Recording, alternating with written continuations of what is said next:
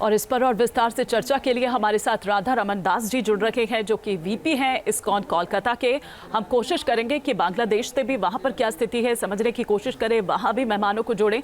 लेकिन पहले राधा रमन दास जी, आपकी पहली प्रतिक्रिया मैं चाहूंगी, जिस तरह की तस्वीरें सामने निकल कर आती है, जिस तरह से चिन्मय दास जी की गिरफ्तारी होती है, जिस तरह चीखें सुनाई दे रही है, वो रोंगटे खड़े कर रही है और अब तो इस्कॉन को बैन करने की मांग की जा रही है। जो भी खबर बांग्लादेश से आ रही है बहुत ही दुखदाई है और मैं आप लोग के माध्यम से सुन रहा हूँ कि किस तरह वहाँ की सरकार, जो अटॉर्नी जनरल ने कुछ उन्होंने स्टेटमेंट दिया है बैन करने के खिलाफ, तो ये बहुत ही शॉकिंग है। इस्कॉन एक ऐसा ऑर्गेनाइजेशन है, पूरे विश्व में ह्यूमैनिटेरियन एड करने के लिए हम लोग बहुत फेमस हैं।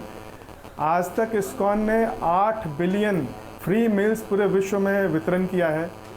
या तो वॉर जोन हो, या सुनामी हो, या कोविड का समय हो, या बांग्लादेश में प्राकृतिक आपदा कभी भी जब भी आती है, तो हमारे इस्कॉन के जो ब्रह्मचारी भक्त हैं वो हमेशा लोगों के साथ में कंधे से कंधे मिलाकर खड़े रहते हैं, उनके दुख सुख में हमेशा साथ रहते हैं। और इस्कॉन इसलिए फेमस है कि हमारे जो भक्त हैं वो हरे कृष्णा कीर्तन करते हैं और उनके व्यवहार से लोग प्रभावित होते हैं।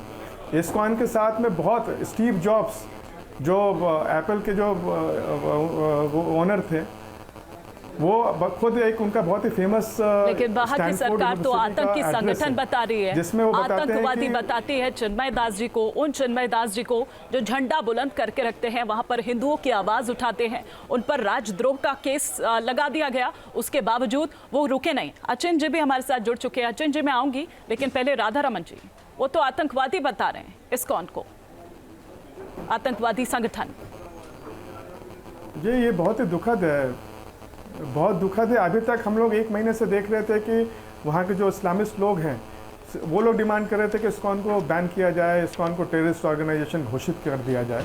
लेकिन एक अटॉर्नी जनरल के द्वारा दिया गया बयान और हाई कोर्ट ने कुछ स्टेटमेंट दिया है, तो ये और ज़्यादा विचलित करता है, दुखी करता है। हम कल रात में एक्चुअली मैं 2 दिन से सो नहीं पाया हूँ, इतने मैसेजेस आ रहे हैं, इतने वीडियोस भेजे जा रहे हैं। कल रात इस तरह का तांडव चला बांग्लादेश के अलग अलग शहरों में। चिटगांग में एक काली मंदिर को तोड़ दिया गया। 250 से भी ज़्यादा व्यक्ति बहुत सीरियसली घायल हैं, अस्पताल में भर्ती हैं।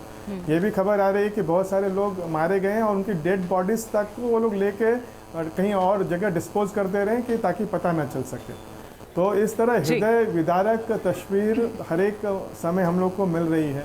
और उसके साथ ये तस्वीरें जो हैं वो रोंगटे खड़े कर रही है। आप बने रहिए हमारे साथ। हमारे साथ एक और खास मेहमान वरिष्ठ पत्रकार अचिन चक्रवर्ती जी इस वक्त हमारे साथ जुड़ चुके हैं। अचिन जी, जिस तरह की तस्वीरें आ रही हैं और जिस तरह खुलेआम ये कहा जा रहा है बांग्लादेश में कि हिंदू जहां दिखे उसे काट दो, हिंदू जहां दिखे उसको मार दो, घरों से निकाला जा रहा है, उनके घर में घुसा जा रहा है, उनके महिलाओं के साथ आप देखिए कि किस तरह का जो व्यवहार है वो किया जा रहा है। क्या हिंदू होना गुनाह हो गया है बांग्लादेश में? क्या ये दूसरा पाकिस्तान बन गया है?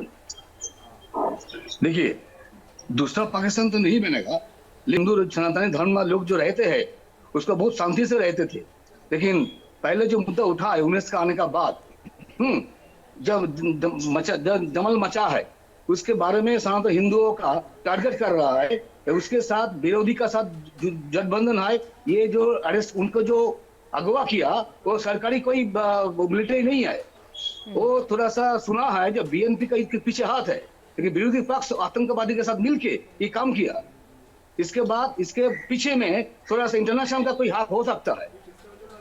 तो ऐसे में आपको क्या लगता है अचिन जी, क्या होना चाहिए? क्योंकि भारत सरकार तो पहले से ही चिंता जता रही है, नाराजगी भी जताई, लेकिन फिर उस पर किस तरह से बांग्लादेश तिलमिला गया, वहां की सरकार तिलमिला गई, किस तरह से वहां से जो स्टेटमेंट सामने आता है उस पर आप क्या कहेंगे? बाहर से जो स्टेटमेंट आ रहा है उसको तो लिखा हुआ है, लेकिन कोई उसका कोई जान पहचान कुछ तो नहीं है। उसका कोई रिपोर्ट आया है क्या? कुछ तो रिपोर्ट नहीं है। तो क्या करना चाहिए भारत को आपके हिसाब से? क्योंकि पहले ट्रंप बोलते हैं, फिर उसके बाद उन्हीं का जो coalition of Hindus of north America है वो भी बयान जारी करता है। क्या आपको लगता है क्या होना चाहिए? देखिए, इसका इस्कन का पास जो हमला हुआ था, ठीक है, उसी का तो डर हो गया उसका जो देखिए, जो मुल्क बाहर का मुल्क का आदमी ना इंडिया और बांग्लादेश के साथ इस सुलूक किया, जो डर पैदा करो और हिंदुओं को मार दो मेरा मुल्क बन जाए, मुस्लिम का मुल्क बन जाए, इस मुद्दा है।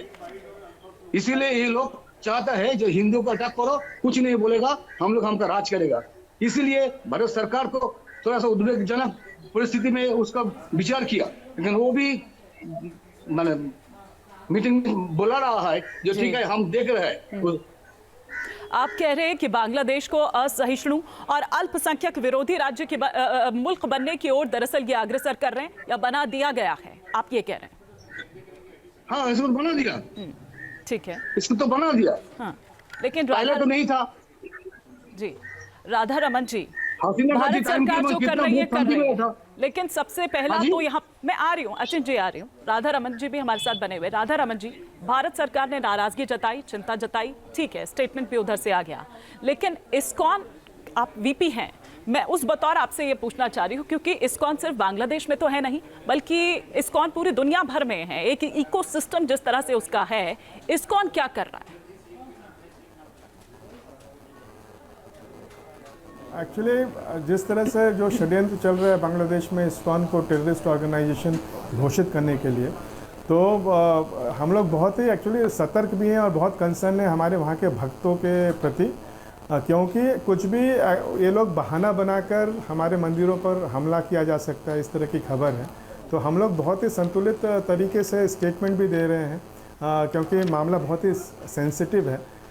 इस्कॉन बांग्लादेश ने कल स्टेटमेंट भी जारी किया है, जिसमें उन्होंने भी चिंता व्यक्त की है कि चिन्मय कृष्णदास ब्रह्मचारी की गिरफ्तारी ये दुखद है, और इस्कॉन बांग्लादेश ने भी अपील की है कि हमारे जो बांग्लादेश के जो उनके हिंदू माइनॉरिटीज़ और अदर माइनॉरिटीज़ हैं, उनके जान माल की रक्षा की जाए।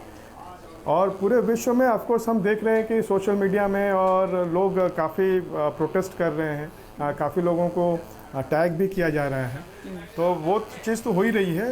और आज भी हम सुन रहे हैं कि काफ़ी लोग प्रोटेस्ट करते हुए रास्ते में उतर रहे हैं। तो लेकिन मेन जो एक्शन ये होना चाहिए बांग्लादेश की तरफ से, डॉक्टर यूनुस जो है वहाँ उनको नोबेल पीस प्राइज़ मिला हुआ है। जब वो इंटरिम गवर्नमेंट के हेड हुए थे तो उन्होंने अच्छी बातें कही थी कि वो माइनॉरिटीज तो अभी भी वो यही कह रहे हैं कि कोई ज्यादती नहीं हो रही है और कोई भी ऐसा कदम नहीं उठाया जा रहा।